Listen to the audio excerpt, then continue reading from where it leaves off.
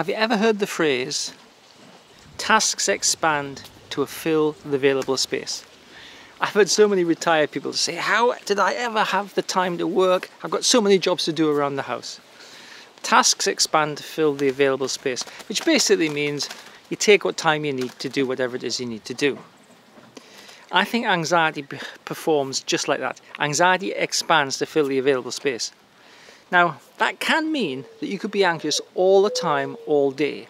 Or you could be anxious for hours in the day. I mean, there isn't any actual limit, right? If anxiety is expanding to fill your available space, you could be anxious like a huge amount. Now, I want to show you how to change this, because anxiety is a mistake made by your brain. We've established that in previous videos. Your brain is overestimating the threat that you're under, and it's trying to figure out how to solve it in a way, but because it's a mistake, it can't solve it.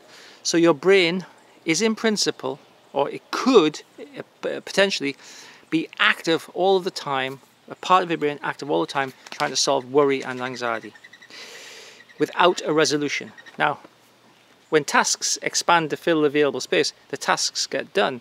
When anxiety expands to fill the available space, anxiety doesn't change. 1 week is the same as the next week, is the same as the next week, the month, the year, nothing changes. So I want to show you how to shrink the task of anxiety down to something a bit more manageable. So let's imagine this. Let's imagine there are two time slots in your day. There's distress time and safe time.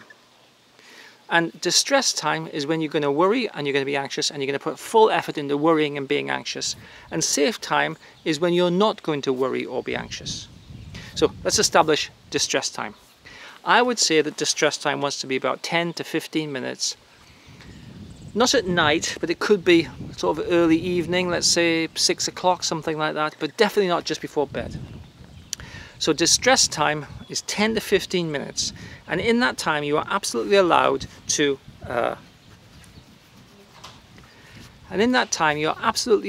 be as anxious and distressed as you want to be. In fact, I encourage you to be anxious and distressed as much as possible. But the rest of the time is called safe time, and in safe time you're not allowed to be anxious or worried. And so what happens is, anytime during safe time, if you start to feel anxious or worried, you say, no, I'll leave that for distress time. And you put that thought away. It's like you can imagine it. You could take that thought, that anxious thought, that worrying thought, or the sensation, and you could just put it in the slot in preparation for distress time.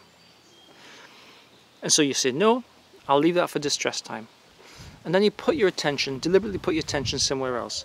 And in putting your attention somewhere else, you're kind of telling your brain that now is not the time for anxiety and worry. And we do that persistently, and then when we get to distress time we have a blooming good worry, and we allow ourselves to feel as anxious as we want. So what we're doing in a sense is we're shrinking down the available space for anxiety. Now, anxiety expands to fill the available space. If we shrink the space down deliberately, anxiety will be that size. If we allow anxiety to dominate the day, anxiety will be that size. So we shrink it down to distress time. Okay, so this is it's a pretty proven, well-tried tool in cognitive behavior therapy. But it's actually it's really interesting and it really works. You just got to be a bit disciplined about it. Now, distress time, safe time. All of your worries and anxieties go into distress time, 10 to 15 minutes. Let's say 6 o'clock in the evening. The rest of the time is safe time. You say, no, I'll leave my anxiety and worry for distress time. And you imagine taking the anxiety, worry, and you put it into distress time. So try this experiment, see if it works for you. Give yourself a week to practice it, okay? It's really like saying, I can control how much I worry and how anxious I am in my day. And that's a really powerful kind of idea really to practice. Hope you find this interesting. Thanks for taking the time to watch and listen.